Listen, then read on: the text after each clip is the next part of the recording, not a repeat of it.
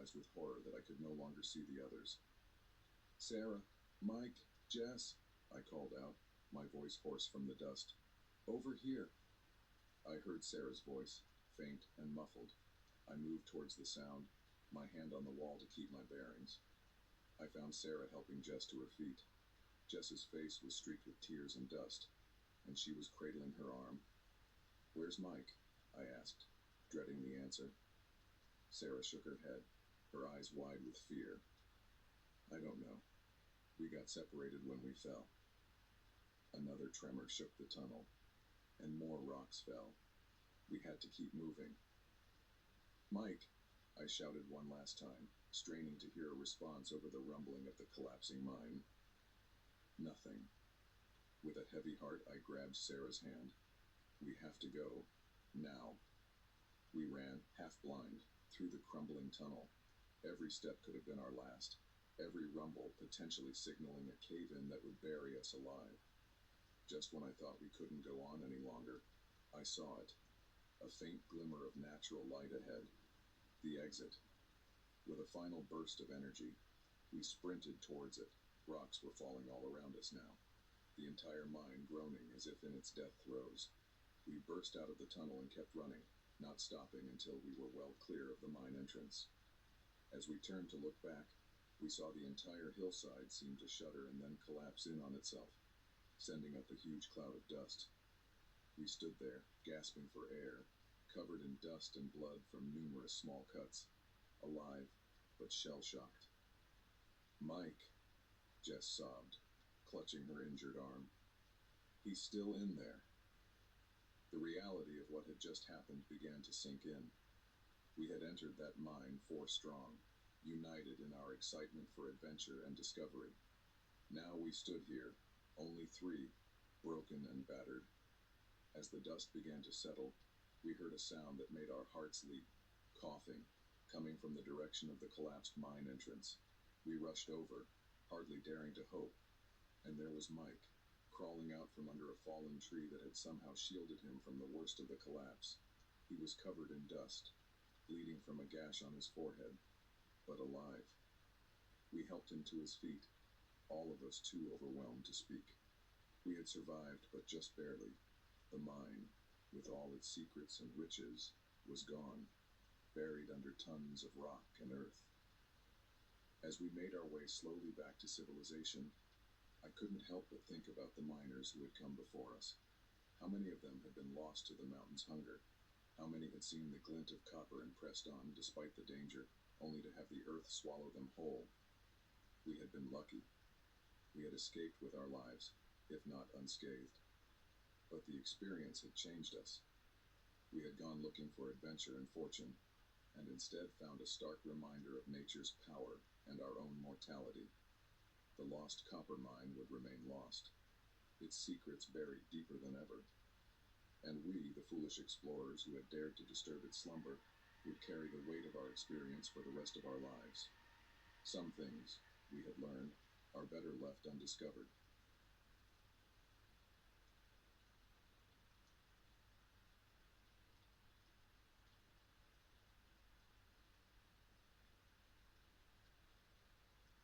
The antique clock in the hallway chimed midnight, its sound echoing through the empty rooms of the sprawling Victorian mansion.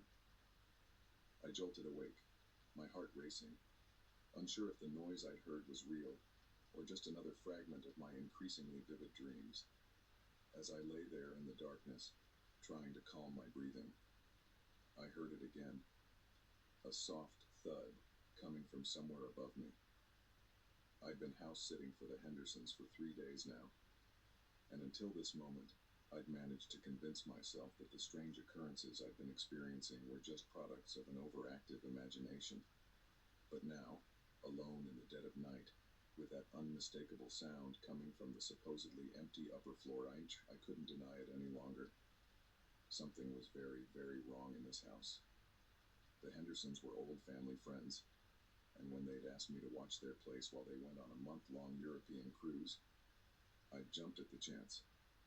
A beautiful historic home all to myself, with access to their pool and home theater, it seemed like the perfect summer gig. But from the moment I'd stepped through the front door, something had felt off. It wasn't anything I could put my finger on at first, just a general sense of unease, like I was being watched. I'd brush it off, tell myself I was just unused to being in such a big place alone. Then the little things started happening. I'd come back. I don't know how long we lay there, assaulted by visions of things no human was meant to see. It could have been minutes or hours, but eventually, mercifully, it stopped. When I opened my eyes, the forest was gone. We were lying on cold, smooth stone in a vast chamber that seemed to stretch into infinity. The walls, floor, and ceiling were covered in those now familiar symbols, glowing with an inner light, and we weren't alone. Surrounding us were the creatures, dozens of them, their bodies twisting and shifting in ways that hurt to look at. They made no move towards us, simply watched with eyes that weren't eyes. One of them stepped forward, its form solidifying into something almost, but not quite, human. When it spoke, the words appeared in my mind rather than being heard. "You have been chosen," it said, "to witness, to understand, to become." I wanted to scream, to run, to wake up from this nightmare, but I was frozen in place, my body no longer under my control. "Your world is but one of many," the creature continued. "Your reality, a thin veil easily pierced. We are the Watchers, the keepers of gates, and you shall join us." As it spoke, I felt my body begin to change. My skin rippled and shifted, new appendages sprouting where none should be. I tried to scream, but my mouth was no longer a mouth. The last thing I saw before my vision changed forever was Jake and Mia, undergoing the same horrific transformation. Then everything shifted, and I was seeing, feeling, experiencing reality in a way I could never have imagined. We had entered the forest as humans. We would leave it as something else entirely. The Watchers had chosen us, and in doing so, had erased our humanity forever. In the world we left behind, 3 more hikers would go missing in those woods. Search parties would find nothing but strange symbols carved into trees, and the forest would wait, patient and hungry, for its next victims. For we were the Watchers now, and the hunt would go on.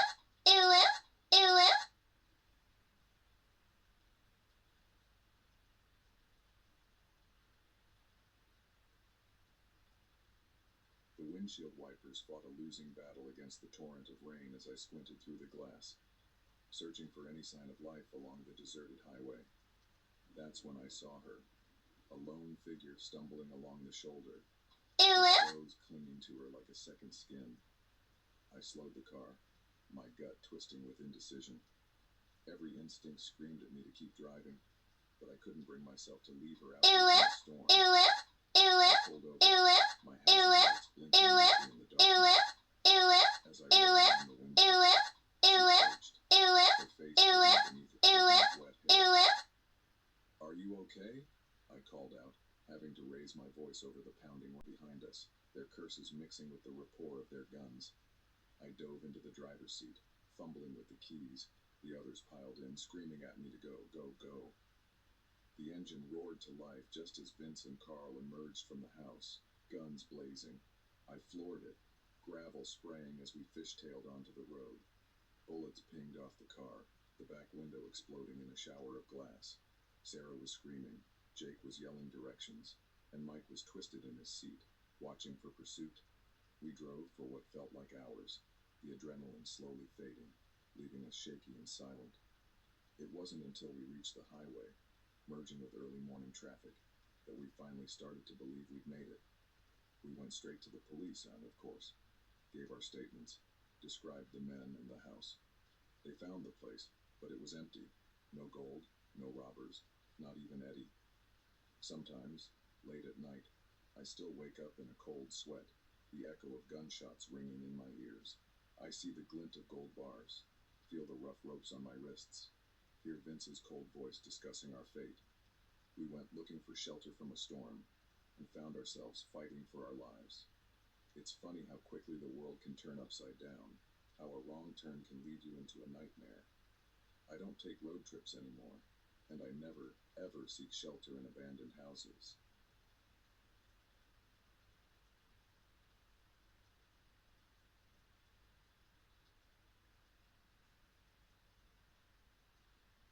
The wheel jerked violently in my hands as the car hit another deep rut, sending a spray of mud across the windshield. I cursed under my breath, squinting through the rain-streaked glass at the barely visible road ahead. This shortcut was turning out to be anything but and as the sky darkened with the approaching night, I was beginning to regret my decision to venture off the main highway. I'd been driving for hours, trying to make it to my sister's wedding rehearsal dinner. The storm had slowed me down considerably, and in a moment of frustration, I'd followed my GPS's suggestion of a quicker route through the back roads. Now, as my car struggled through the muddy track that barely qualified as a road, 3, 4, 5 of them, all with the same wild look, all armed, we were surrounded.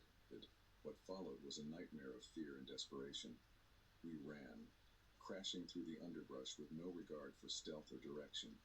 All that mattered was getting away from those men and their mad rituals. I could hear them behind us, their shouts and the crashing of their pursuit spurring us on. My lungs burned, and branches whipped at my face, but I didn't dare slow down. We burst out of the tree line onto a rocky outcropping overlooking a steep ravine. The drop was easily 100 feet, with a rushing river at the bottom. We skidded to a halt at the edge, trapped between the cliff and our pursuers. "What do we do?" Sarah gasped, her eyes wild with panic. Jake was looking frantically around, searching for an escape route. "We can't go back," he said. "They'll catch us for sure." I peered over the edge of the cliff, my stomach lurching at the dizzying drop. "We can't jump either. It's too far." The sounds of pursuit were getting closer. We had seconds, at most, before they would be upon us. That's when I spotted it. A narrow ledge running along the cliff face, just wide enough for a person to edge along. It disappeared around a bend in the rock, potentially leading to a way down. "There," I said, pointing. "It's our only chance." Sarah looked at the ledge, then back at the forest, where we could now see movement among the trees. "Are you insane? We'll fall." "We don't have a choice," Jake said grimly. "It's that or face those maniacs." With no time left to argue, we began to edge our way along the ledge. The rock was slick with spray from the river below, making each step treacherous. I went first, then Sarah, with Jake bringing up the rear. We had made it about halfway around the bend when our pursuers burst out of the forest. Their shouts of anger turned to howls of frustration when they saw us on the ledge. "Keep going," I called back to the others. "Don't stop. Don't look down." But even as I said it, I heard a scream. Sarah had slipped, her foot skidding on the wet rock. She teetered on the edge for a heart-stopping moment before Jake grabbed her, hauling her back against the cliff face. The men on the cliff top were getting bolder. One of them had produced a rifle and was taking aim. The crack of gunfire echoed off the rocks, and chips of stone exploded inches from my head. "Move!" Jake yelled, pushing Sarah ahead of him. "Go! Go! Go!" We scrambled along the ledge, bullets pinging off the rock around us. Just when I thought we couldn't go any further, the ledge widened, revealing a narrow path leading down the cliff face. We half ran, half slid down the path, loose rocks skittering away under our feet. The shouts from above grew fainter as we descended, until finally, mercifully, we reached the bottom of the ravine. Without pausing to catch our breath, we plunged into the icy river. The current was strong, threatening to sweep us away, but we fought against it, struggling towards the far bank. By the time we dragged ourselves out of the water on the other side, there was no sign of our pursuers. We collapsed on the rocky shore, gasping for air, our bodies shaking with cold and adrenaline. "Do you think we lost them?" Sarah asked between chattering teeth. Jake nodded, scanning the cliff top. "I think so. No way they could follow us down here." As the immediate danger passed, the reality of our situation began to sink in. We were miles from our campsite, soaking wet, with no supplies and no idea where we were. And somewhere out there, a group of murderous cultists was probably still looking for us. We need to find help, I said, struggling to my feet. A ranger station, a town, anything.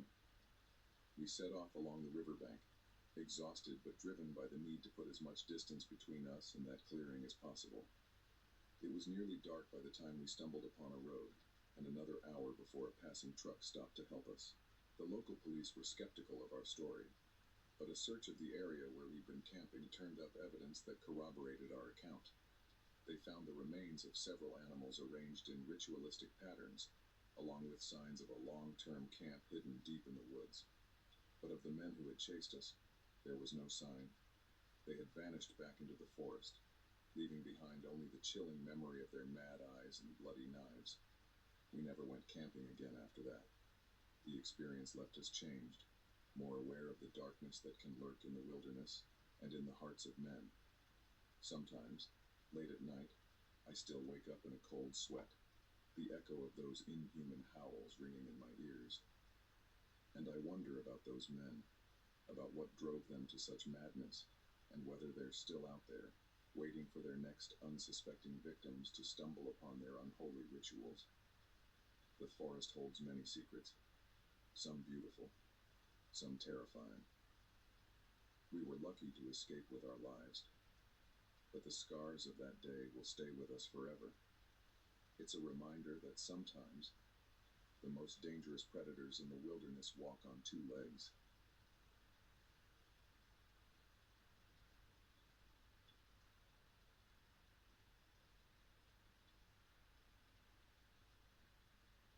The first thing I noticed about him was the blood. It was caked under his fingernails, smeared across his torn shirt, and matted in his wild, unkempt hair. He stumbled into our campsite just as the sun was setting, his eyes wide and unfocused, muttering incoherently about being lost. In that moment, as my family froze in shock and fear, I had no idea that this stranger's arrival would turn our peaceful camping trip into a night of terror and survival. We had been looking forward to this trip for months. My wife, Lisa, our two kids, Tommy 12, and Sarah 9, and I had planned a week-long adventure in the Cascade Mountains. It was our chance to disconnect from the world, bond as a family, and enjoy the great outdoors. The first 3 days had been idyllic, hiking, fishing, and sitting around the campfire telling stories and roasting marshmallows. But on that fourth evening, everything changed. I was tending the fire while Lisa prepared dinner. Tommy and Sarah were playing a card game nearby when we heard the rustling in the underbrush. At first, I thought it might be a deer or maybe even a bear, and I reached for the bear spray we kept handy. But then he appeared, this stranger who looked like he'd been through hell. "Help," he croaked, stumbling towards us. "Please, I'm lost." Lisa gasped, pulling the kids close to her. I stood up slowly, my hand still on the bear spray. "Sir," I said, trying to keep my voice calm, "are you all right? Are you hurt?" He shook his head frantically, his matted hair whipping around his face. "Lost. For days. Can't find my way back." As he got closer, I could see that what I had initially thought was dirt on his clothes was actually dried blood. My heart raced, but I tried to maintain a calm exterior for my family's sake. "Okay, just take it easy," I said, holding up my hands in what I hoped was a reassuring gesture. "We can help you. Why don't you sit down by the fire and we'll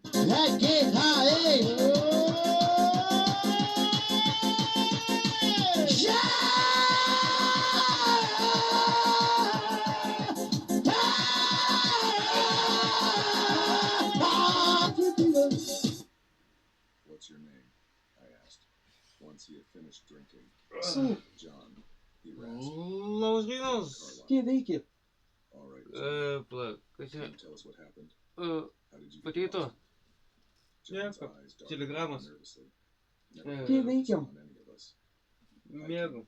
Miegu Got separated. be to, kaip ant sodinasi. Days. Davai kelkis. Something about his story didn't quite add up. Miegu If be... you've been lost Man for days, nuobodu. why haven't Nežinau, you nuobodu. search helicopters or seen any rescue Pakeito, teams? ačiū tau už kūrį. And the blood. Where had it come from if he wasn't injured? I glanced at Lisa.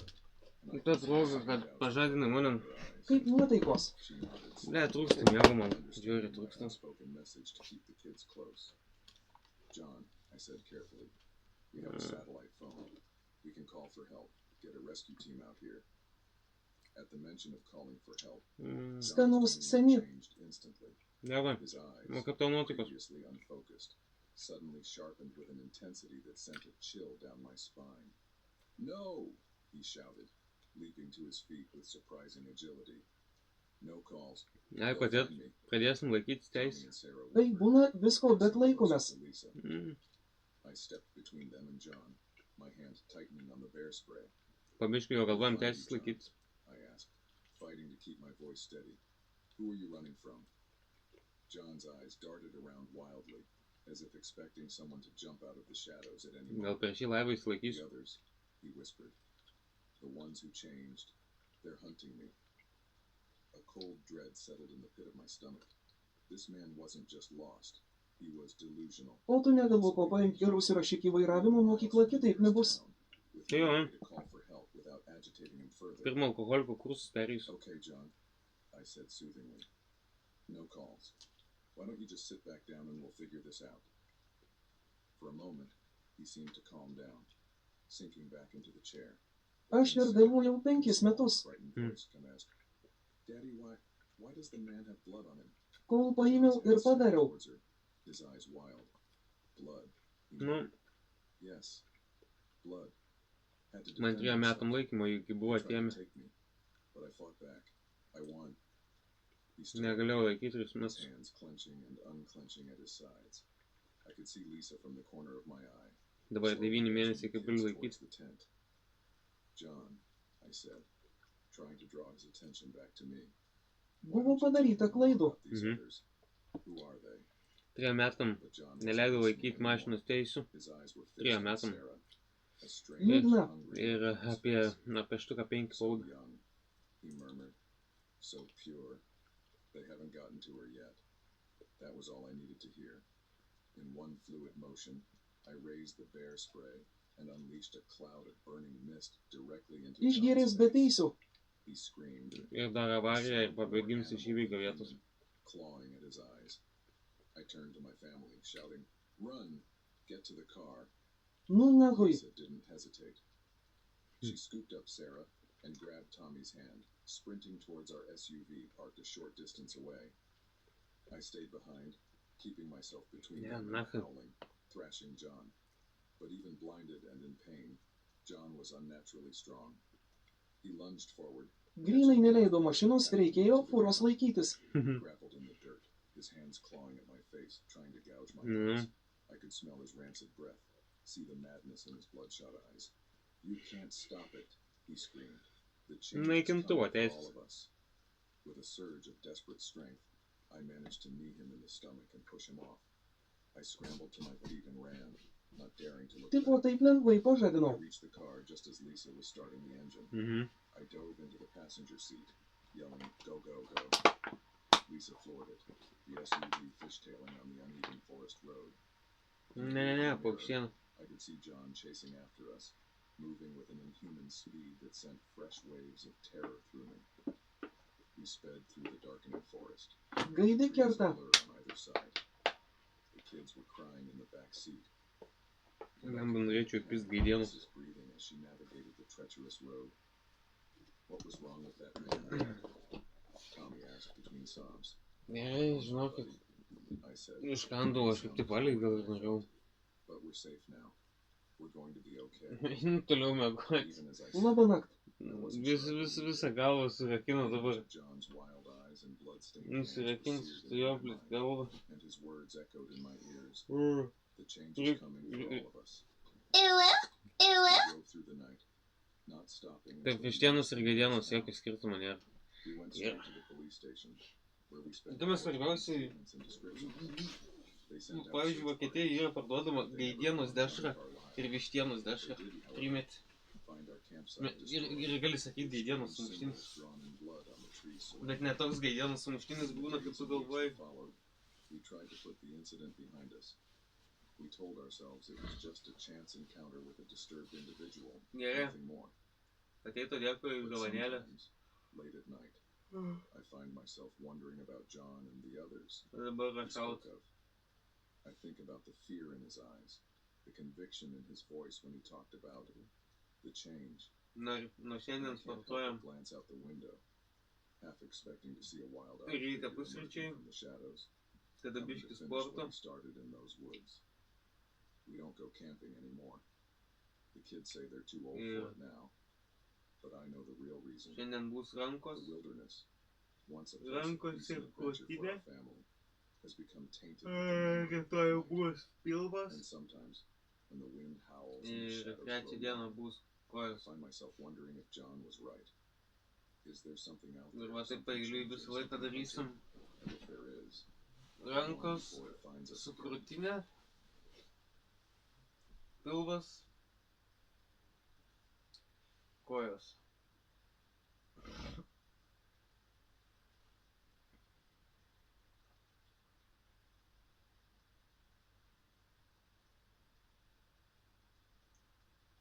Melaginga informacija apie mane.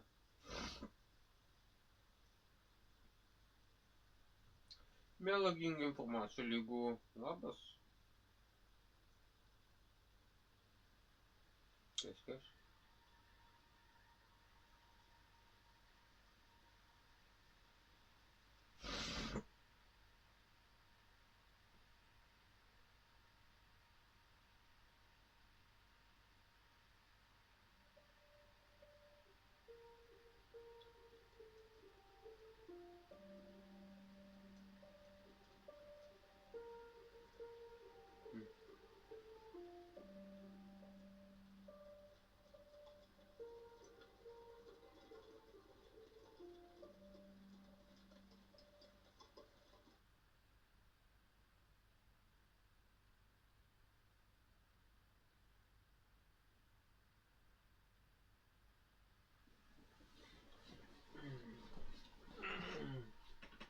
Da, aš nemiegu. Aš kaip ir miegojau. Blet, patiko mane pasižadino.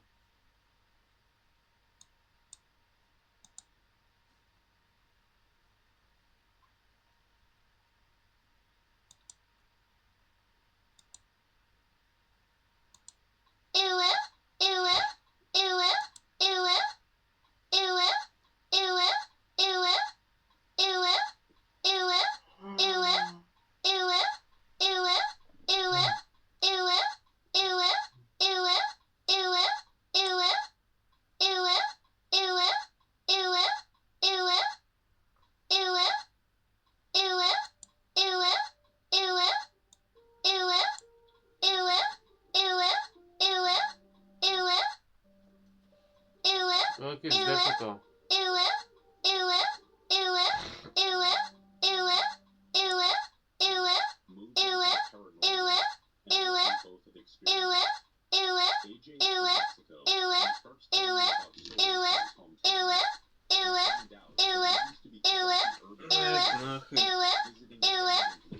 Dėkui tau, 140 galima sakyti žodžiu.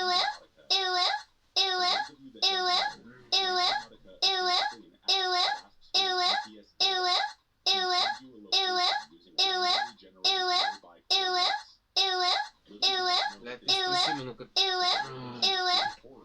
Miegas kaip sasiautėjimas.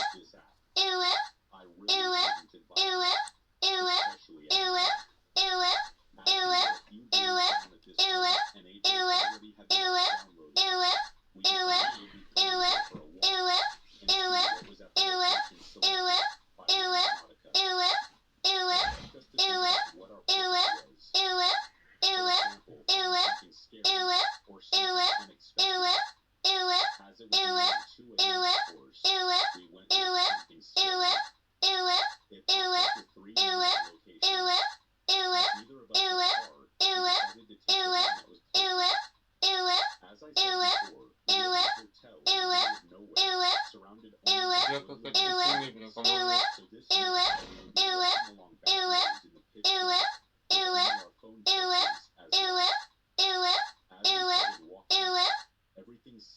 Dėkui. The wind whistling through the trees, the animals rustling in the hedgerows. We walked down a hill near the hotel, and towards the bottom we could see traffic lights illuminating the path ahead. We were talking and feeling positive, maybe a bit merry from the beers we had before. Nevertheless, we were Užtenka, ar dar getting nori closer to alų the paklausyti? location, and I started to feel a bit on edge. We crossed into some fields, and this is where things started to get weird. Our path was blocked off by some gates. The gates were padlocked shut, but they were small enough to climb over. The location was past the gates, through the field, and off to the left-hand side. I looked at AJ and suggested we head back, but we both came to the mutual agreement that we had come too far to just turn and walk away. We both jumped over the gate and started walking through the muddy field. Now, it was really dark. The moon had gone behind some clouds, and it seemed to get colder. It was nearing 3 a.m. We both pointed our torches in the way the app was telling us to go, and suddenly, we could see what looked like an old storage container just sat there in the middle of the field. Is that it? I asked. No, said AJ. It's over in that direction, and pointed to his left. We both continued to walk towards the storage container.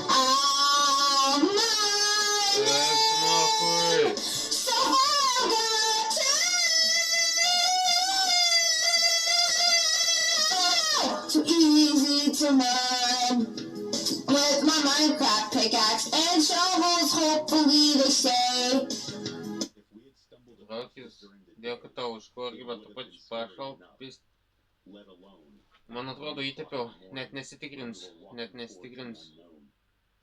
AJ broke Ačiū the tau. silence by letting a nervous laugh. It's just a clown, bro. I just looked at him. Yeah, mate, it's just a clown spray painted on a random storage container in a random field with no one around for miles. Tu palauk biskį After da. a few seconds, he said, let's keep walking. Nelabai At noriu. this point, the hair on the back of my neck was standing on end. Something really didn't feel right. Ačiū I'm tau not dar actually sykį scared korgį. of clowns. It's just I really didn't expect to see that.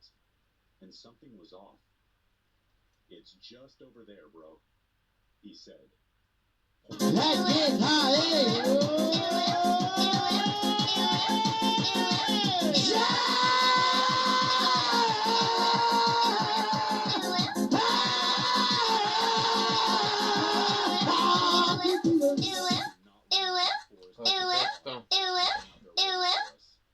I said, Dėkui už kepurį už 22 rožės. again, Dėkui we tau. both came to an agreement.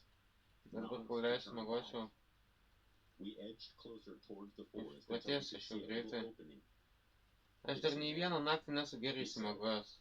I looked and started walking faster towards Gerai, it. jau gali eiti I pasmest. didn't want this to be Ačiū drawn dar out sykį už any more dovanėms than it visiems. had to be. Ačiū. Something stopped me in my tracks. My blood ran cold. We were on the tree line at this point, and through the trees I saw a light. Someone or something else was there. I knew where that light was. It was in the pinpointed location. I turned for what only could have been a split second to tell AJ we were in danger, when we heard it. Twigs and branches breaking. Whatever it was moving closer. I looked back, even though I knew I shouldn't have, and a tall black figure was standing in between two large oaks. I didn't get a better look. I couldn't. My legs geared up and I ran. I ran without looking back. Me and AJ were sprinting now, faster than we ever had before. We didn't even know what direction we were heading in. We didn't know how far we ran until we saw that illuminating glow of the traffic lights. We both slowed down, panting and spluttering. It felt like my throat was bleeding as the cold night air hit my face while running, and through gasping breaths had cut my windpipes like glass. We looked around and couldn't see anything. I think we're in the clear, AJ said through staggering breaths. We walked quickly up the hill towards the hotel. I have never been so happy to see the lights in my entire life. This is a warning. Never download Randonautica, and if you ever do, only use it in the day. Later, it came to my attention that people have gone to locations only to find dead bodies, and some people say it's associated with the dark web. I don't know what that thing was or who they were. I guess I never will. What makes this story more scary, I don't think it was paranormal. I think it was a human, lurking in the trees, waiting for us.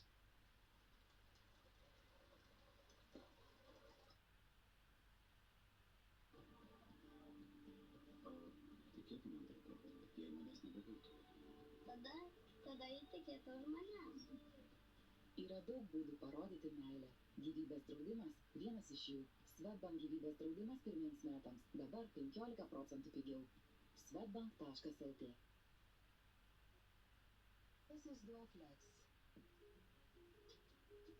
Sukurtas naudoti akimirksniu ir nepriekaištingiems rezultatams. Galingas išvalymas bet kurią akimirką.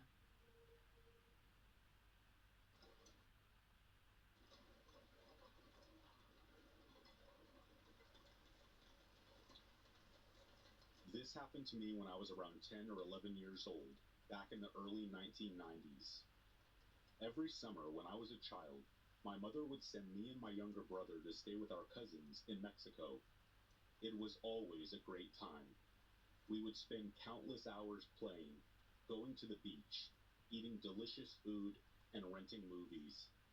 We would normally all sleep in the same room, but on this particular night, an argument ensued between me and my cousins, and they kicked me out of the room. Me, also displeased with them, was just fine with that and decided to sleep in the living room while everyone else slept in their respective rooms. I went to bed around 10:30 p.m. or 11 o'clock. I managed to fall asleep within minutes.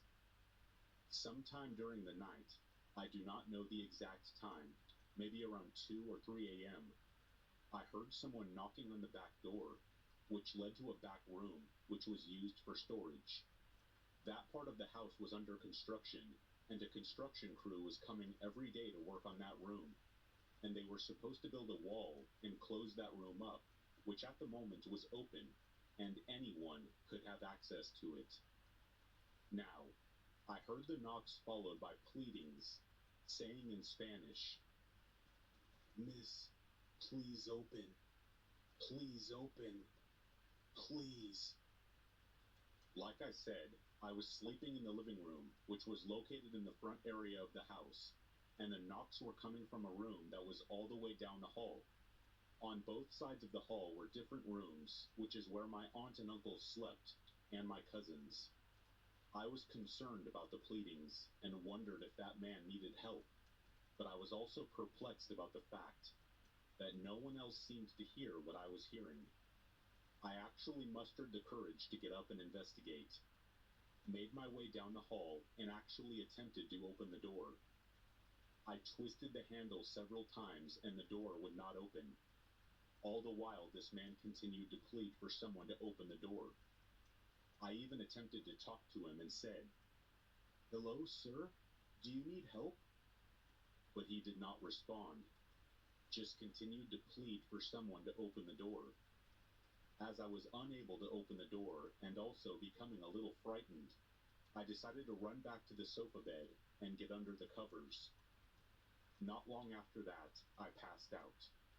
The next morning, everyone was up. Auntie was cooking breakfast, and my cousins were no longer mad at me. I was ready to tell them about my experience the night before, while we all gathered to sit at the table, but decided to wait and see if anyone else would mention anything about it. And big surprise, no one did. It seems I was the only one who heard that man and the knocks. Summer came to an end, and I was getting ready to say goodbye to my cousins. I was getting ready to have one more ball game with my cousins. The construction crew had also finished the construction of the house, and they were sitting, chit-chatting, and drinking beers. My cousin kicked the ball a little too hard, and it went long. One of the construction men saw the ball coming and picked it up and made his way to me as I ran towards him. He said, "Here's your ball." I said thank you as I grabbed the ball from him, and then he asked, "Why didn't you open the door for me, little girl?" I bolted back to my cousin's. My mother picked me and my brother up shortly after that. I continued to go back there a couple more times for the summer, but thankfully, I never saw that man again.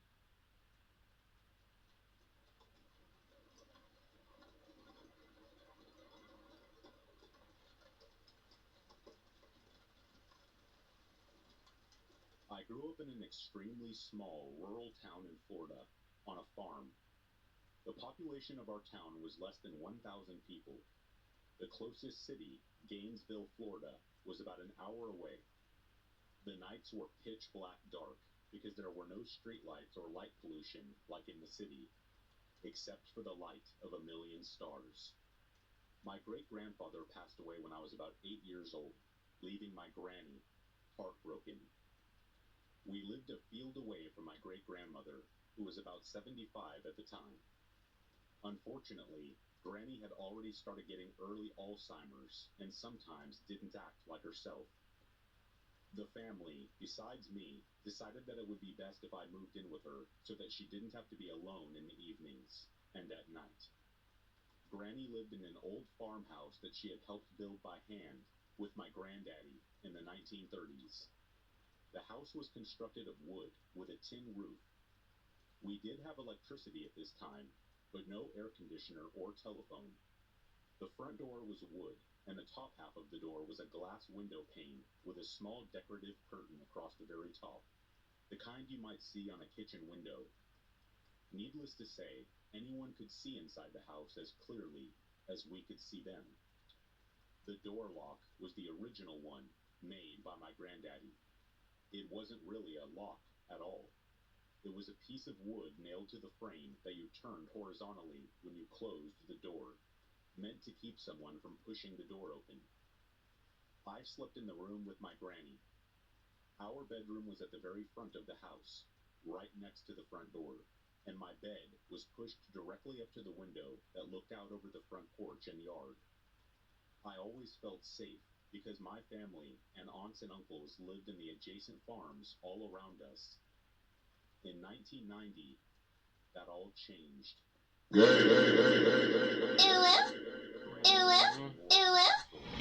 Sometimes wandering around the house at night. In the nearby city, something awful had occurred. A man had broken into apartments of several college students in Gainesville, murdered them, and done horrible things to their bodies. There were no suspects. The police called him the Gainesville Ripper. Rumors spread through the community like Visgi wildfire. miegojai. Some said the killer was dressing up like a cable man or electric man to get people to let him in their door. Fear and anxiety grew daily as the police had no leads.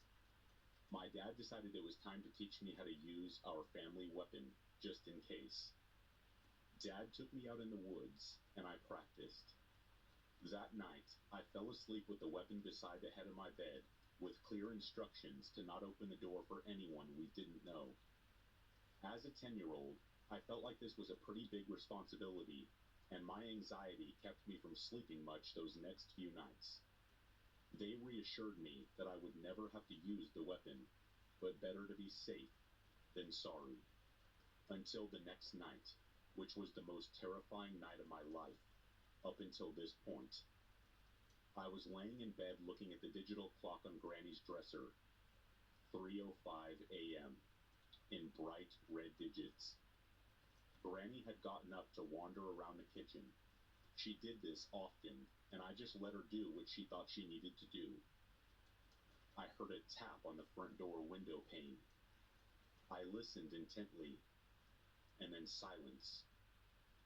Suddenly, the porch light flipped on, illuminating through my little window. What was Granny doing? I scurried out of bed to the front door just in time to reach for Granny's hand. as she was trying to turn the piece of wood keeping the door locked. At the same time, I looked out the window, my eyes meeting the eyes of a strange man standing there. The porch light was behind him, and I couldn't see his face very well, but his hair was long and unkempt. I did not know him. He jiggled the handle and pushed hard on the door with all his weight. I was terrified, and I excitedly screamed at Granny, asking what she was doing. She told me Granddaddy was at the door. She sometimes thought Granddaddy was still alive. There was no convincing her it wasn't him. With the man pushing furiously against. After another eternity of making sure that we were now safe, we made it back home, still trembling with fear. We called 911. The police came and investigated. After a few days, we learned that it was a homeless woman who was murdered brutally that night. Her arm was cut off with a gas lighter, and she was pushed out of the 5th story and left to bleed and die. However, to this day, after several failed attempts, investigators have no clue as to who the murderer was.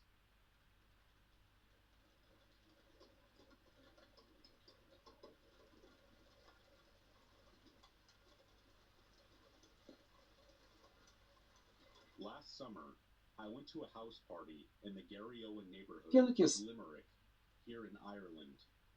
We were right in the middle of lockdown restrictions, and I know it was really stupid and selfish of me to go, but I was just so in need of a stress release. I'm a really social creature, and I need to spend time around people. Like I was actually going mad being stuck inside all on my own. Lemba, spamas lygų blokas. Kiek aš galiu But sakyti? breaking the virus restrictions aren't the reason I wish I hadn't Spamas gone, lygų blokas. because I saw one Kiek of aš the galiu worst, sakyti?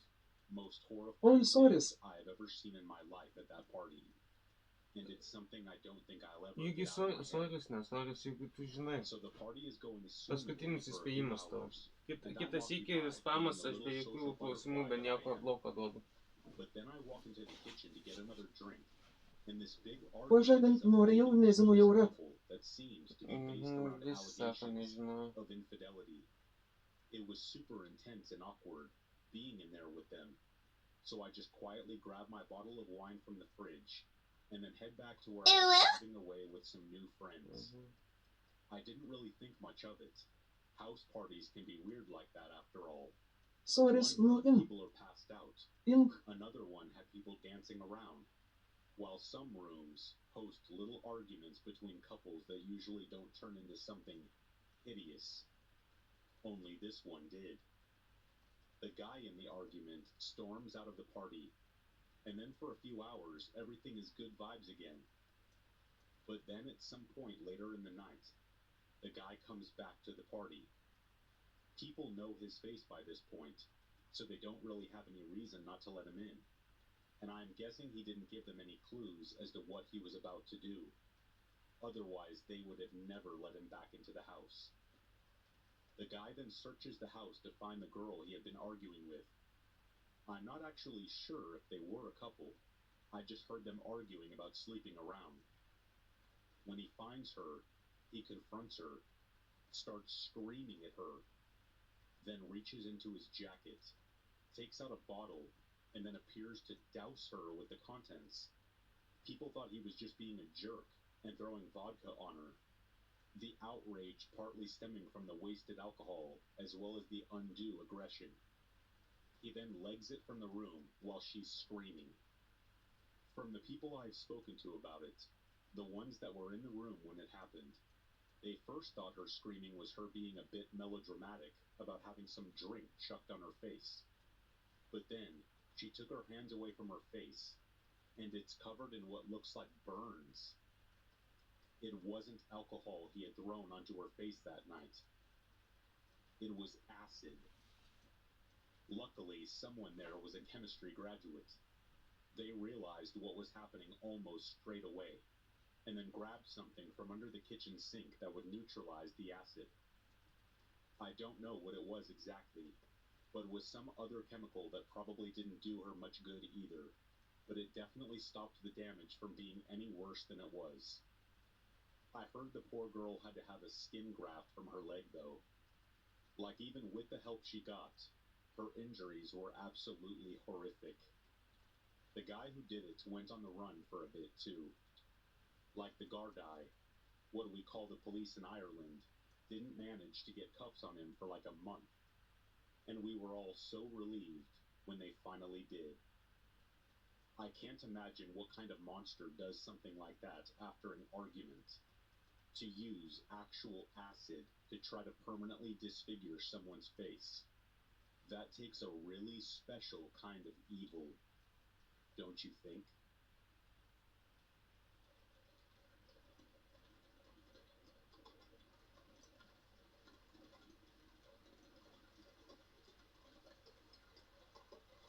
To all outside observers, it appeared that Dr. John Hamilton and his wife Susan had the perfect, loving marriage.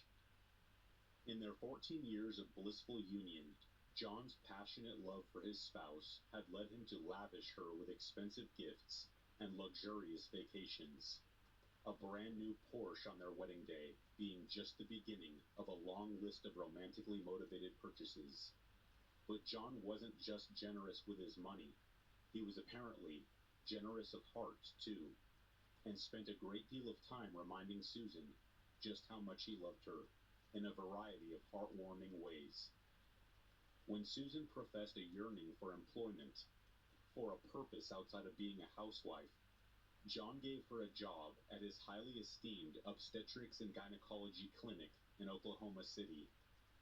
He was there for her in every way, and by all accounts they were a textbook case of romantic longevity. But that's what makes it all the more horrifying, that on Valentine's Day of 2001, Dr. Hamilton's arrival at the family home kicked off a chain of events that would turn their perfect little world into a living nightmare. As you can imagine, in a marriage as loving as John and Susan's, Valentine's Day was held in high esteem. Every single year they were married, they exchanged gifts and cards, often having planned some kind of romantic rendezvous, be it dinner and a movie or a walk around a local park. But on Valentine's Day of 2001, John was needed in the operating room of his clinic, fairly early in the morning, too. Any exchange of gifts would have to wait until his lunch break. But just as he promised, John ducked out of the clinic as soon as he was able and drove home to spend a romantic half hour with his wife, after which he would have to return for another surgery. He called her name as he walked through the front door, but she didn't answer. John suspected that his wife might have some kind of surprise in store for him, and he felt a ripple of excitement run through him as he walked up the stairs towards the master bedroom. He called his wife's name again, but still there was no answer, and it was then that something caught John's eye. Lying on the floor of the second floor bathroom, it was Susan. She was in a crumpled, lifeless heap, with blood pooling underneath her. Paramedics were called to the scene, but Susan couldn't be revived. Those in attendance noted that she appeared to have been strangled with two of her husband's expensive silk neckties. But the blood on the bathroom floor was undoubtedly from the series of bloody head wounds she had due to repeated blunt force trauma, the wounds being so severe that parts of her brain were exposed, while her face was completely unrecognizable. To his absolute horror, Dr. John Hamilton was the #1 suspect in his wife's murder from the very beginning. Police have since publicly stated that there were many factors which led them to such a conclusion, the first being that there was no sign of forced entry to the home. Whoever killed Susan had keys to the residence. It was also a crime in which nothing of value was stolen, and one which there were no bloody fingerprints left in a bathroom, which had blood almost everywhere. This meant that there was a distinct chance that whoever killed Susan was either extremely professional, incredibly lucky, or had the time and privacy to scrub the scene of incriminating evidence before the body was found. On top of that, while searching the home, police got their hands on a Valentine's Day card that Susan had written to John, presumably that year. And in the message inside wasn't nearly as loving and cheerful as you might imagine. I bought this 2 weeks ago, so I guess maybe it doesn't seem as appropriate. But I do love you. Have a great day. Susan. The contents of the card raised a lot of questions concerning the state of Hamilton's marriage. Evidently, it suggests that there had been some kind of incident or argument, one that had caused a degree of turmoil and somewhat soured that Valentine's feeling. As it later turned out, this incident involved Susan catching John making phone calls to a woman, employed as a topless dancer. Police actually found hundreds of calls to this person on John's cell phone during their investigation, and heard from close friends of Susan that she had confessed to considering a divorce. To the cops, the explanation seemed simple. John had murdered his wife to prevent her from running off with half of his money. But at his trial, much of the local community came out in support of Dr. Hamilton, and refused to believe that the man was capable of such a horrific crime, especially given that the victim was his own beloved wife. But when the paramedics who attended the 911 call John made were questioned in court, the jury began to notice some disturbing inconsistencies in his story. Hamilton testified in court that after he contacted emergency services, he had gotten to work trying to perform CPR on his wife's bloodied corpse. And this appeared to be true, as the paramedics confirmed that when they had arrived, John had been performing chest compressions. But as people who performed CPR on an almost daily basis, the paramedics noticed something peculiar about John's technique. It was incredibly ineffective. From a regular person with no first aid training, that could be understandable. But John's was so bad that it almost looked like he wasn't actually trying to revive Susan at all, which for a medical professional is very suspicious. John also claimed that he had tried performing mouth-to-mouth resuscitation on his wife, but the paramedics claimed that John had no blood on his mouth or face when they arrived. There was so much blood on the victim's face that there was no way that he could have performed mouth-to-mouth and not gotten any on him. Some of Susan's blood was also found on the steering wheel of Dr. Hamilton's car, and despite his claim in court that he had simply moved the vehicle to make room for emergency vehicles, a prosecutor was able to make use of the overall suspicion to claim that this was evidence that John had been considering an escape attempt. At one point during the trial, the prosecution's case against Dr. Hamilton appeared to be floundering.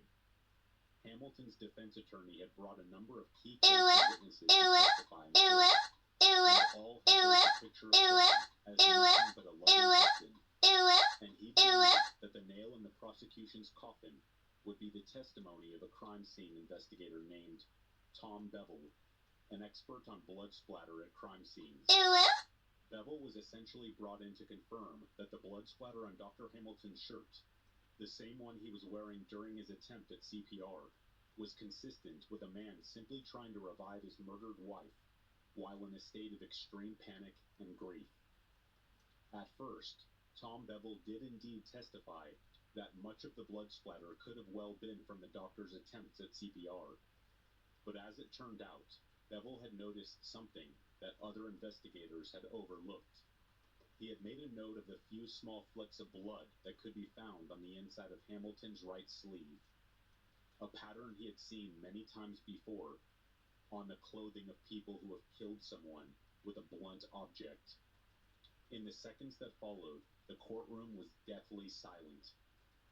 An expert defense witness had testified against the person they were supposed to be defending, and in just a few words, Tom Bevel had condemned Dr. Hamilton to prison.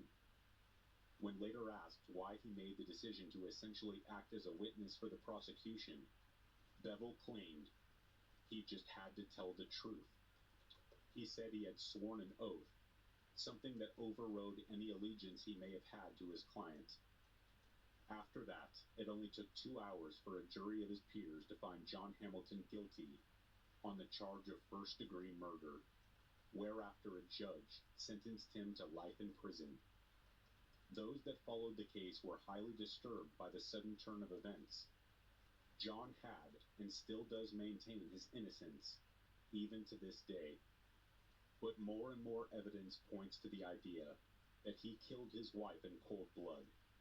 His defense team even floated the idea that he must have been innocent, because the guilty timeline would mean that John went to work and performed flawless surgeries right after murdering the love of his life. This might well be true, but in light of the guilty verdict, it's all the more damning, because it suggests that Dr. John Hamilton was able to beat his wife's skull in on Valentine's Day, then remain calm and collected, enough to go and perform complicated medical surgeries. And if it's true, then maybe a more fitting name for Dr. Hamilton is Dr. Death.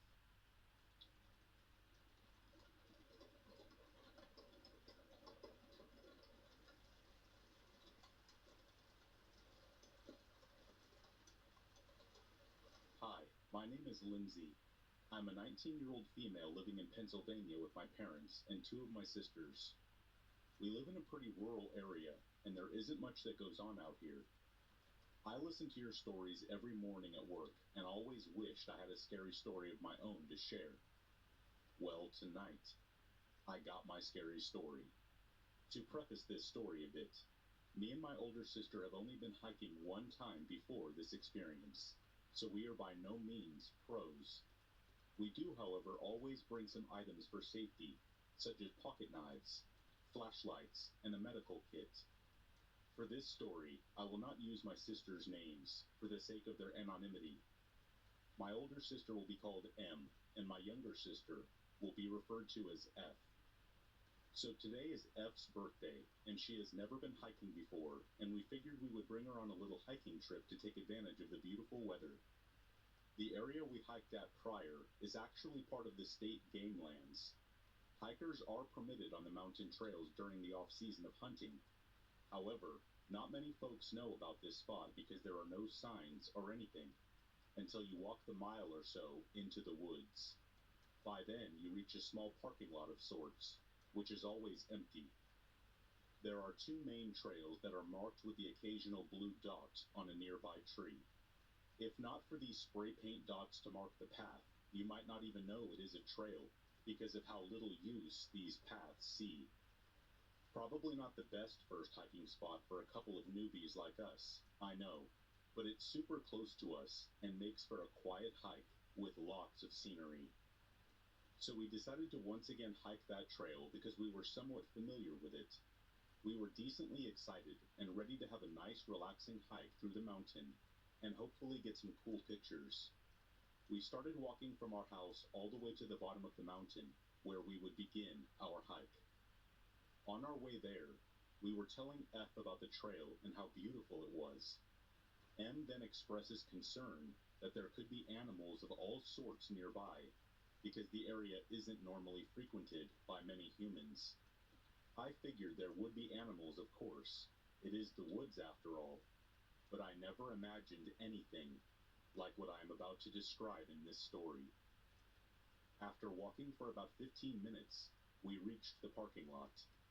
M led the way with me in the middle, and F following closely behind.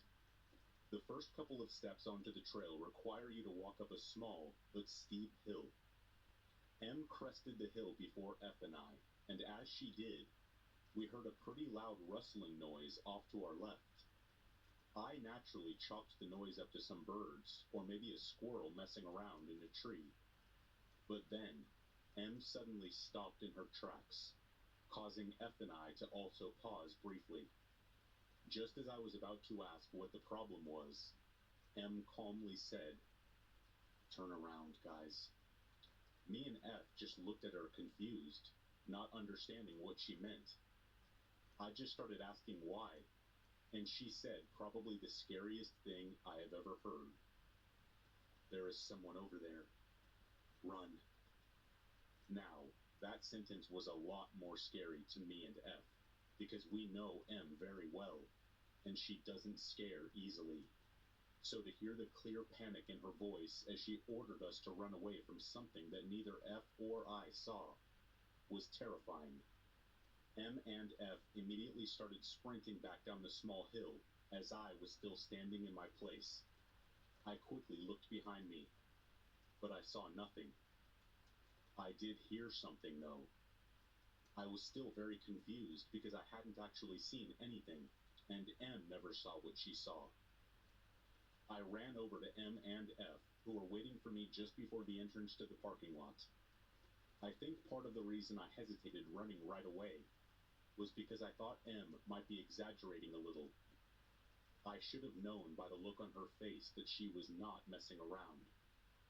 I had a miniature hatchet multi-tool and a pocket knife on my belt, and you better believe I had them at the ready.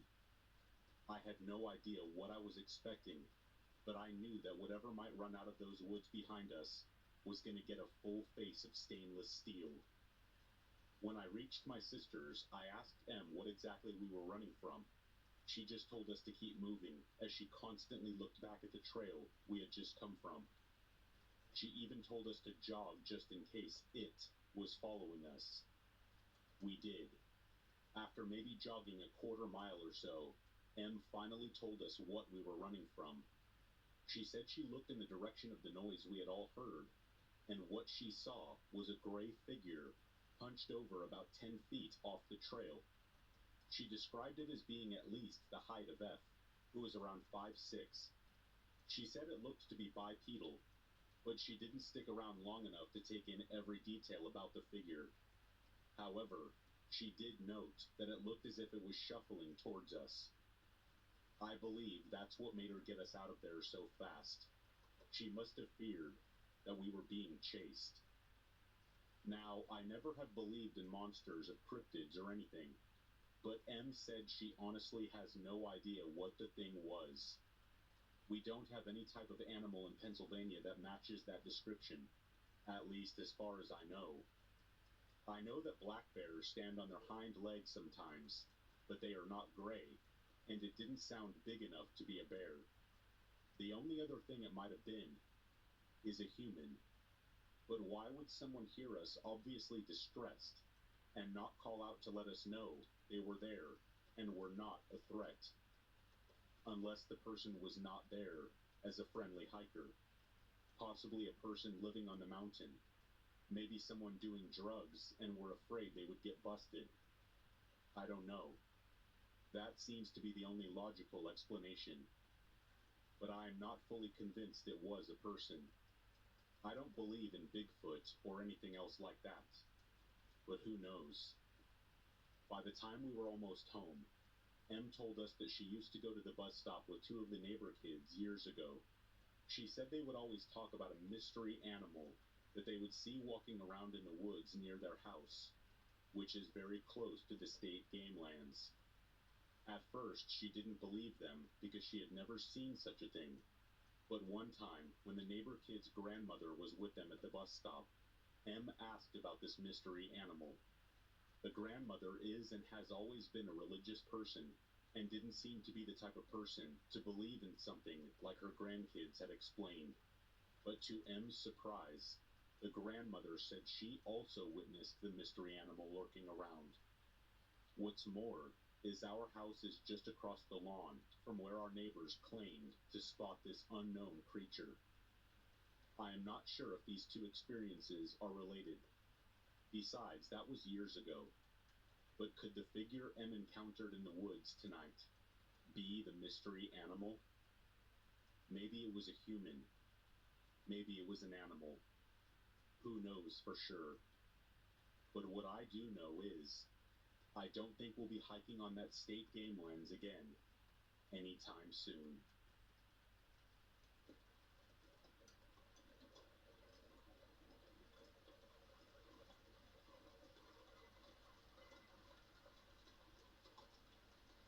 "20-year-old Kelly Berg Dove lived with her 4-year-old daughter in Bridgewater, Virginia. She was a popular young woman. Not a single soul in all of Bridgewater seemed to have a bad word to say about her, least of all her loving husband, who she'd been romantically involved with since they were both high school sophomores. She also made a point of keeping in touch with her mother and sisters almost every single day. All in all, Kelly was about as wholesome a person as you're ever likely to find, and even found the time to work night shifts at a local gas station to help support her family. They weren't exactly strapped for cash, but Kelly valued the idea of making a contribution that would allow them a taste of the finer things in life, as well as squirreling a little of her paycheck away each month for her daughter's college fund. But sometimes terrible things happened to the most wonderful of people, and on the night of June 18th, 1982, something was about to happen in the sleepy town of Bridgewater that would send shockwaves through the close-knit community. On the night in question, Kelly was working her usual night shift at Harrisonburg's Imperial gas station on South Main Street, Route 11. Kelly had gotten the job because her three sisters had either worked there in the past or were still currently employed by Imperial. The employer thought it would make the girls more accountable for their work, and he was right. Whenever one was sick or couldn't come into work, another would always take her place. And on this night in particular, Kelly was covering for one of her sisters for a little extra college money for her young daughter. Kelly's mom, Rachel, was also a very loving and attentive person, and would often call the gas station whenever one of her daughters was working to check if they needed any food or hot coffee brought over to help them through their shift. When Rachel spoke to Kelly that night, nothing seemed to be amiss. To her, it was just another average night at a mostly quiet gas station in rural Virginia.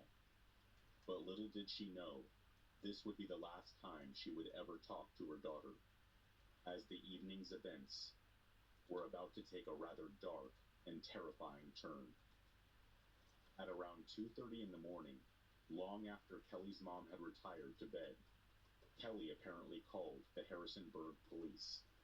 The call was to inform them that she had been aggressively harassed by a guy she had described as improperly dressed. It seems Kelly was far too polite to describe what this male customer actually did in any kind of detail, but it's safe to assume that the implied meaning was that he had exposed himself to her. Just a few minutes after this first call, Kelly called again, this time pleading with the dispatcher for a patrol unit to be sent to the gas station.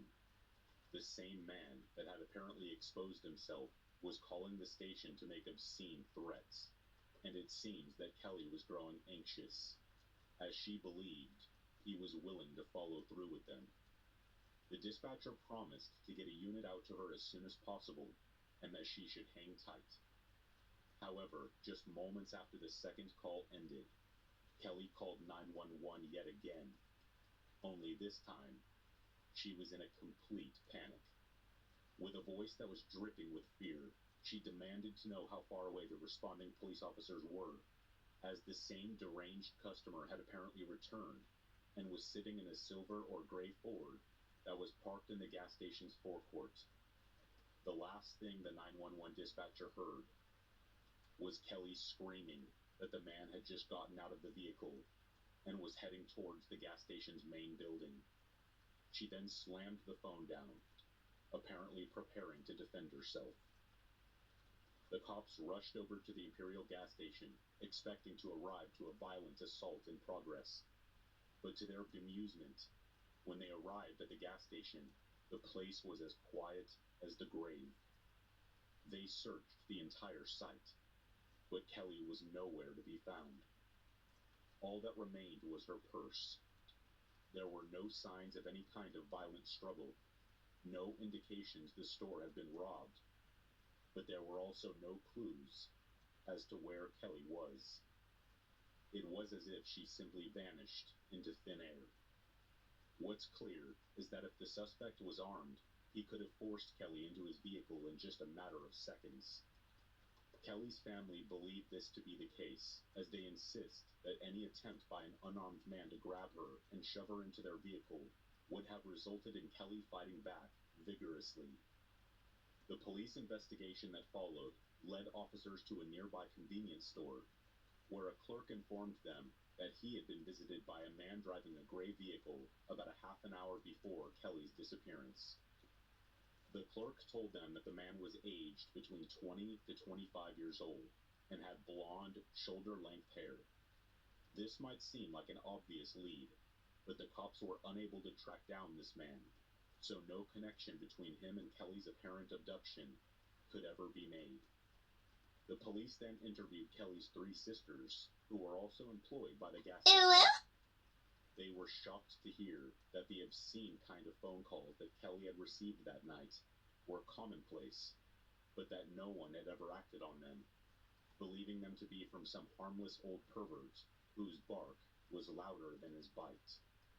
They also didn't entirely believe that the man that had harassed Kelly that night was the same person making the phone calls, as there didn't seem to be anything overly threatening about the lewd calls, while the driver of the silver or gray Ford was obviously aggressive enough to show up to the gas station in person.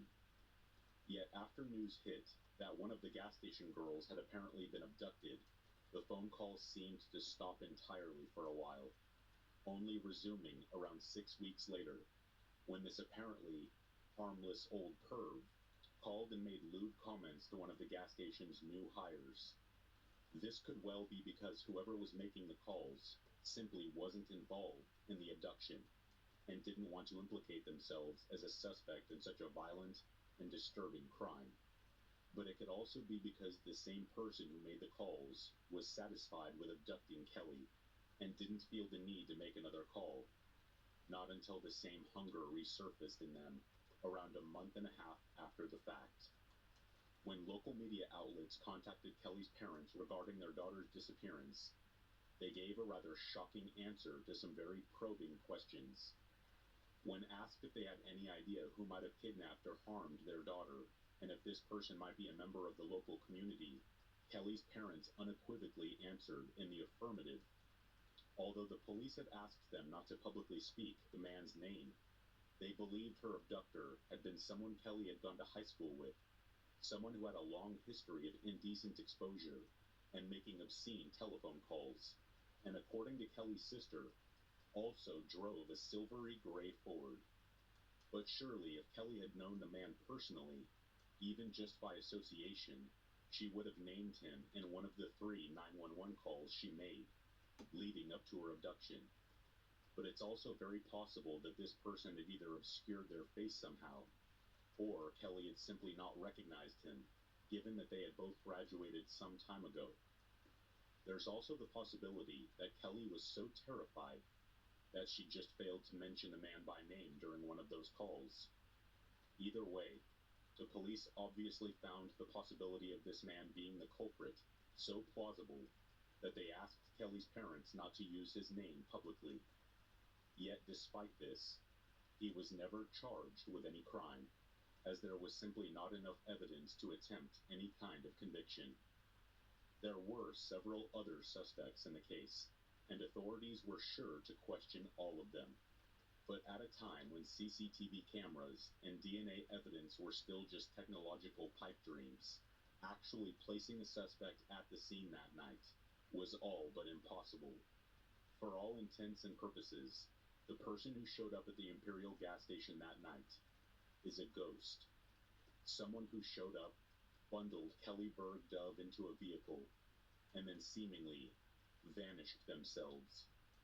Barely a trace of either of them was left behind, merely a purse and a vehicle description, far too little for the cops to go on to secure a suspect.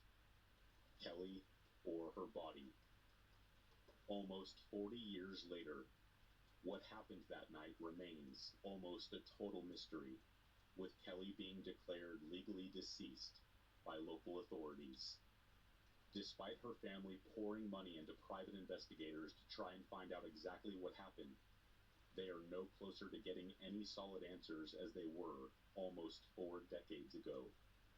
The only truth we have of that night is the terrifying reality that Kelly went to work that night, not suspecting a thing, and ended up encountering someone that caused her to vanish from the face of the earth And that, horrifyingly enough, is something that could happen to each and every one of us.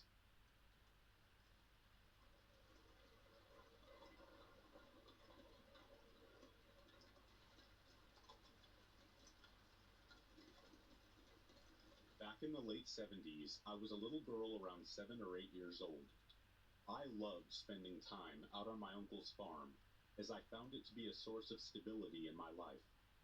My mom couldn't sit still, as my grandma would say. We moved all the time, 12 times just in 1 year alone. My uncle worked a full-time job and had to run his farm, so when drifters would come by, he would offer a place to stay and good home cooking, courtesy of my aunt, in exchange for an extra helping hand around the farm. One Saturday after a long day of work, my uncle took one of these farm hands out for dinner to the local restaurant, which was also the bar, gas station, and market. He lived in a tiny village with the only other establishment being a church at that time. My uncle returned home without his farmhand.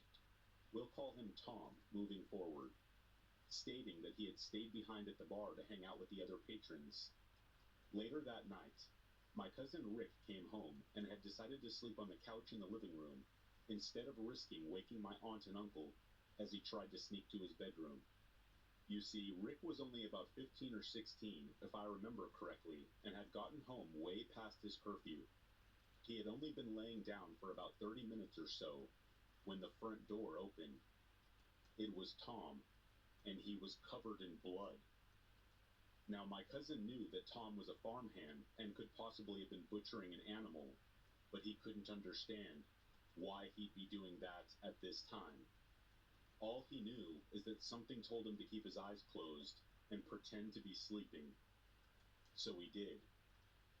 Tom stood there for an unusually long amount of time just staring at him before he finally walked away. Rick could then hear what sounded like the washing machine start up, then the shower turning on. He recalls thinking the entire situation was odd, but did eventually manage to fall asleep. The next day started out like any other until my aunt returned home from church.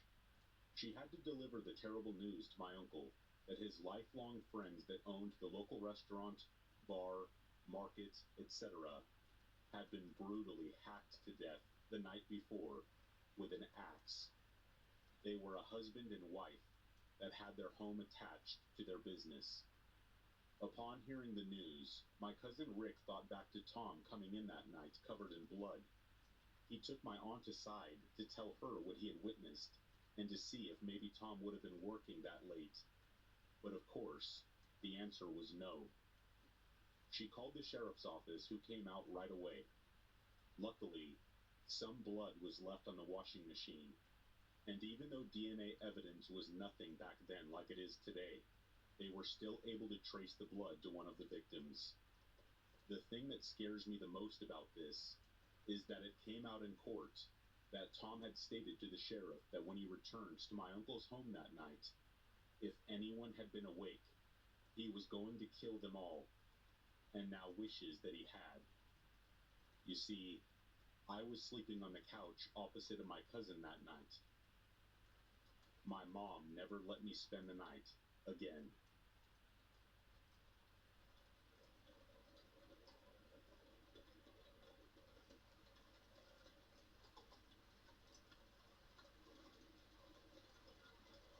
Okay, so a little bit of backstory for this.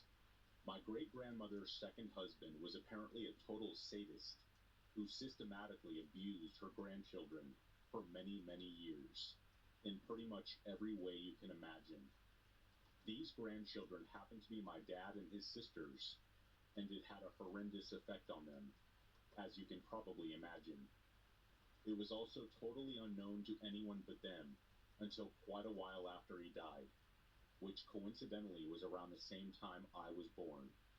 So as I said, the abuse had a really harsh effect on my family's collective psyche, and it made them vigilant to the point of paranoia when it came to protecting me from a similar fate. As a result, I was basically never allowed to play outside without strict supervision. and I most certainly was never allowed to go to sleepovers at my friends' houses when I was a kid. Anyway, this story takes place back in the early 90s, when I was about 7 or 8 years old. My family was living down in Florida just when the holidays were about to roll around. We were a very close family, for reasons I already stated, so my Nana lived with us right up until the day she passed. She helped out around the house, and with a lot of childcare stuff, so whenever I was home due to school holidays or whatever, she would always look after me whenever my mom and dad had to work. I adored her with all my heart. She was just about the best Nana that anyone could ever wish for, and she was tough as an old boot, too. So this particular year, I was lucky enough to have gotten the one thing I really, really wanted Santa to bring me: a brand new pair of roller skates. I was obsessed with them, and from the moment I got them, I was itching to practice so I could get good enough to start going really fast, or nail some tricks on them. One afternoon, I'm zooming up and down the sidewalk outside our house, getting better and better with each passing hour, while Nana is sitting on the porch and keeping a close eye on me in between bouts of reading a magazine or a book or something. Then at one point, the phone rings, and Nana basically has no choice but to duck inside to answer it, since it might have been my mom or dad saying they needed to stay late at work or something. I don't know. Something important anyway. I'm guessing she did her darn calling me inside, knowing I would kick up a fuss if I had to stop skating even for a minute. So she must have figured that she could probably duck inside and answer the phone without it being too much of a risk. But as she did, she kept the main door open so she could still see me through the screen door. It took a minute or two for her to get back from the call, but nothing went down during that time. So I figured that gave her a little peace of mind that she didn't have to worry about me all the time. When she gets back, she goes back to reading her thing, while I was hard at work learning to spin on the spot or whatever trick I had my heart set on learning. Then after maybe another 45 minutes or so, she calls to me that it was time for a lemonade break and that we had to go inside. I remember begging her with everything I had to just please, please, please let me skate for just a little while longer. I managed to bargain with her somehow, telling her I'd skate just a few more minutes, but also swearing that I would come inside as soon as she made the lemonade. No ifs or buts. She kind of scowls at me for a second, probably silently cursing the fact that she couldn't quite say no to me whenever I begged her like that. But she eventually agreed before going inside to get the lemonade ready. But when she did, she tells me to sing as loud as I can so she can hear me from the kitchen and know that I was still there. So I did as I was told, and warbled all the Boys to Men lyrics I knew while I continued to skate up and down. Then, maybe only a few minutes goes by, and I look up to see this big old van turn onto our street. It starts cruising along all slow, almost looking like they were lost or looking for something. But I mean, I didn't pay it any mind.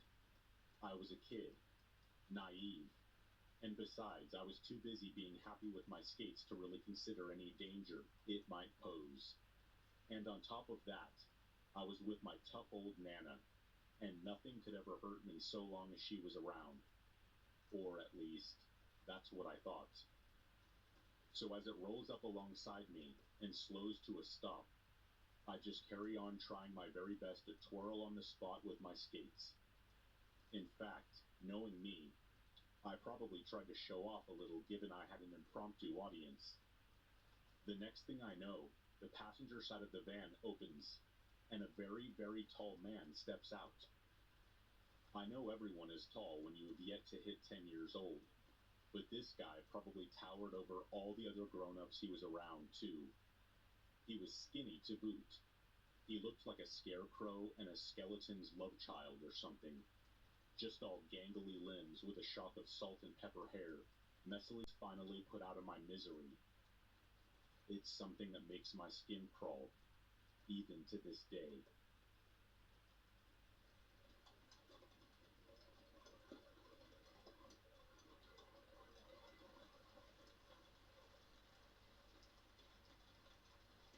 Near Central California, there's an old mining community that you've probably heard of called the Mother Lode.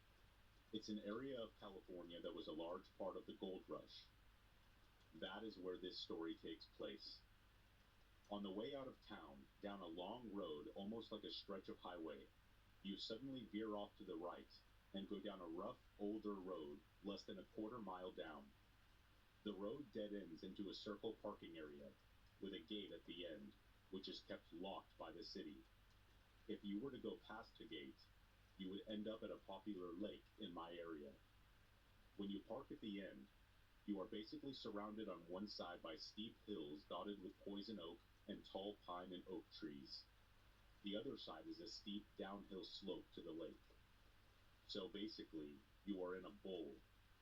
We were told that if we were to go up to the left, up the steep hill, that there would be an old mine, long abandoned by the miners that the county didn't close.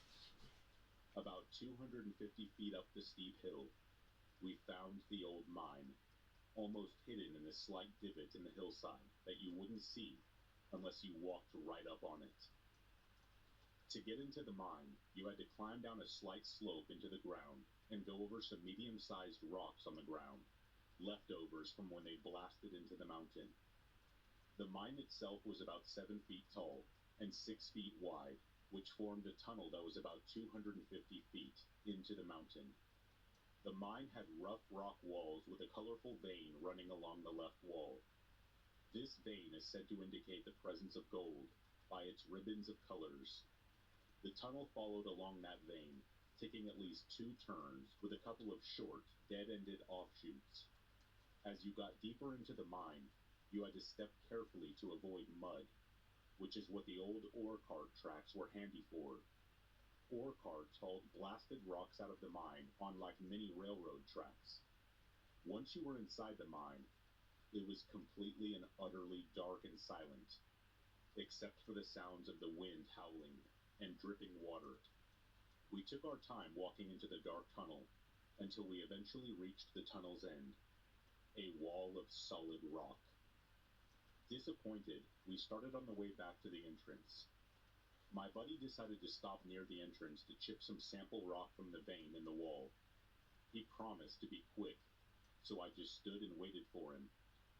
I maybe stood there for a couple of minutes before I heard the first strange sound. It sounded like a small pile of rocks toppling over, echoing up the shaft towards us. I tried to tell my buddy what I just heard, but he didn't hear me, so I just let it go. Not even 2 minutes later, I heard it again, this time closer. This time, I got his attention to tell him what I just heard, but he just thought I was being paranoid. He said, "You're just hearing an echo from me." I tried to take his word for it, but again, not even 2 minutes later, there it was again. That time, the sound came with a feeling of panic and fear. That was when I literally just said, "You only have to be faster than your slowest friend." Then I just took off running, over the rocks and out of the mine. When he came out a few minutes later, he said he walked back to the end and didn't see any fallen rocks. I didn't go back there until a few years later with another buddy of mine. Same as before. Up the steep hill we went. The mine looked exactly as it did before, front to back, with no signs of a cave-in. Just as my other buddy had done before, my buddy just had to stop on the way out to chip away at that vein, winding along the left wall. As I was standing there waiting, I heard another strange, scary sound. But that time, it sounded like a rattle, and we both heard it. The only way we could describe it was it sounded just like a baby rattle. We both froze and looked at each other, puzzled and anxious, illuminated in each other's headlamps. Not even a couple minutes later, we both heard it again, the sound of a baby rattle. We both grew up here, so we knew it wasn't a rattlesnake or anything, which are common here. When we heard it the third time, the creepy feeling came right back to me, and I just ran out of there as fast as I could, practically tripping on the rocks on the way out. I haven't gone back since. I can't describe it. Something about that old mine just came with a bad, scary feeling, and both people that went there with me felt it as well.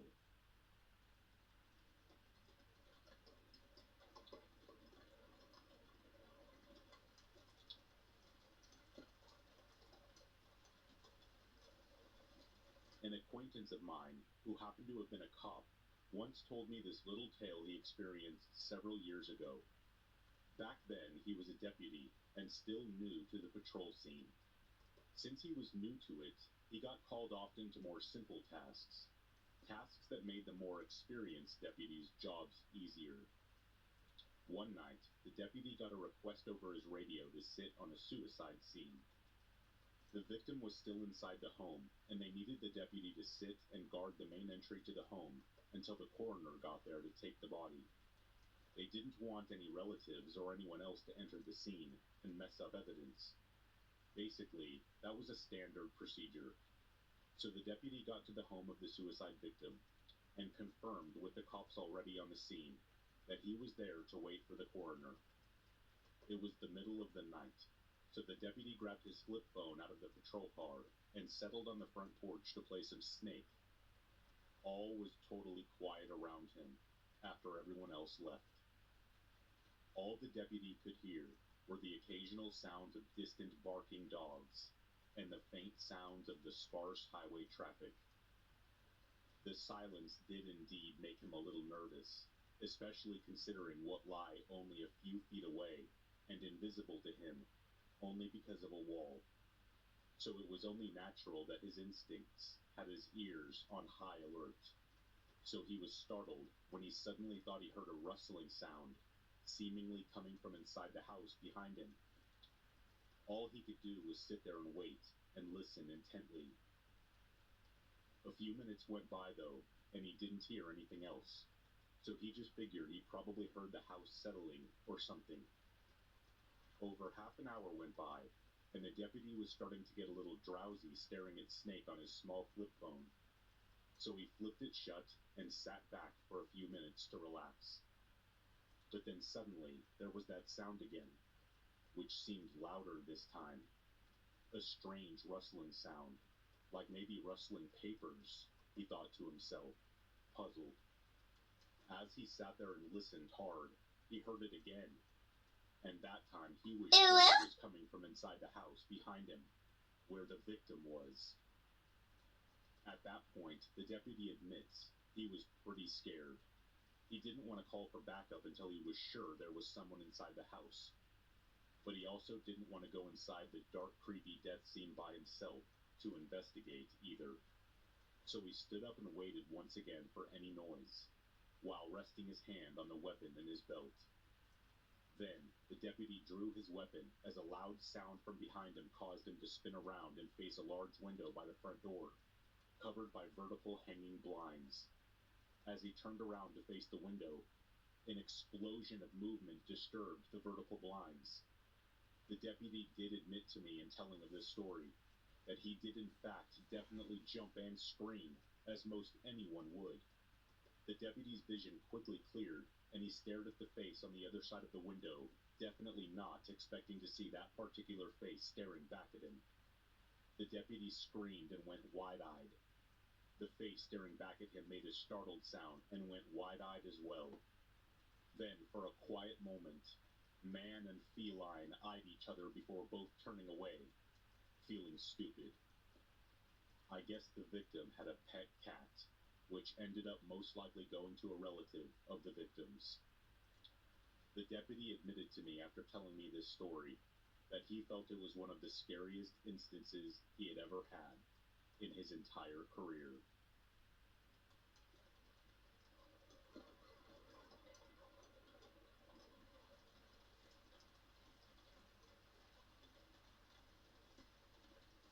I wasn't as scared as I should have been, but my fear gene is broken, and I had been drinking, so...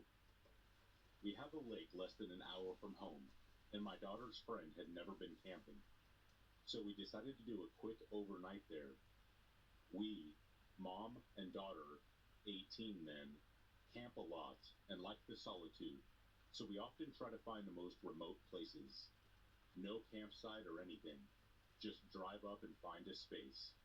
So we found this nice little peninsula big enough for about 3 campsites, and it being Sunday, we were hoping the other 2 groups would leave. They did eventually, and we had the place very much to ourselves. As the night goes on, we have a nice fire, sing, laugh, I'm drinking wine, we're making s'mores. Everything is perfect until we go to sleep. About an hour in, the girls are bugging me to wake up because it's raining, and we need to put the cover on the tent. It was a huge tent, so all hands were needed. By now, the wind is blowing, and we're struggling, but we finally get it covered, and it's back to sleep we go. Until a motorcycle, more specifically, a dirt bike, at about 2 a.m., just riding circles around the peninsula. Mind you, this is literally a small enough area that only 3 large tents plus 3 cars would fit, and there's nothing else nearby but bushes and the lake. There would be no reason to be there, as it was obvious we were alone. Up, down, around, and stop, never cutting the engine. I just want to sleep, so I go to the front of the tent and unzip it. I look outside and see him just staring, so I climb out of the tent and stare back. It's dark, and I can't tell if this creep can even see me, so I go back in the tent, frustrated. The girls ask what he's doing, and when I tell them, they get really frightened. I tell them I'm going to go give him a piece of my mind. They are terrified, demand that I don't leave the tent. So I settle back in and wait. Up, around, circle, engine rev, idle, over and over. This guy goes on for at least another hour. I've had it. Down, up, around with all that annoying, blatting motocross sound blasting by our tent back and forth and stop. I look out. He's staring again. I'm about to go stomping over to go tell him off when I get the tingles all down my spine. He was facing directly towards our tent, saying nothing, just still and staring. I realize I have no weapons, no way to protect the girls, and he's between us and the car. I wait. I'm outside the tent, but I haven't made a move forward because now instinct and logic have the better of me, and I realize that an aggressive approach is probably the wrong move. I stay stock still just like the rider for what felt like an eternity, both of us staring. Must have been 20 minutes I stood there, and then just like that, he took off, drove off the peninsula and out of earshot, and never came back. To this day, I'll never know what that was about, or if I did the right thing. I can only say I'm glad I never confronted him. My gut just told me no. As for my daughter and I think I need to buy a weapon if we're going to camp alone like this again.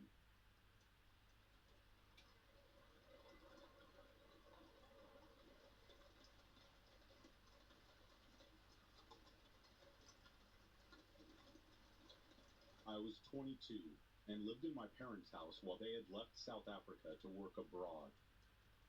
My grandmother moved in with me to help out, as I was a single mother while still studying in university. In the end, we helped each other because she was also on oxygen due to chronic lung disease. Growing up in South Africa, we are taught from a very young age that it's important to make sure all doors are locked and windows are closed at night. Being a very private person, I would always have my curtains closed. People can be extremely nosy here. Well, one night after a long day of studies and simply being a mom, we locked all the doors and shut the windows, pulling all the curtains closed to settle in for the night. Now, my son was not a great sleeper and would often wake up throughout the night. After dozing off, later that evening he woke me up asking for his bottle, and I decided to check the time, slightly blinded by the TV's light. I sat up, rubbing my eyes. 10 p.m. Something wasn't right. I felt like we weren't alone.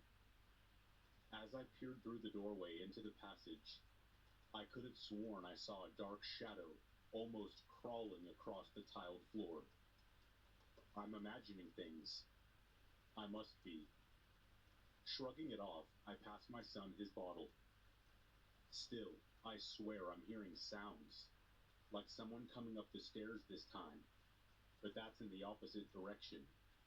The railing creaks, and I'm about to get out of my bed to check, when a face peeks around the corner of my bedroom door. Gran, is that you? Expecting her to be needing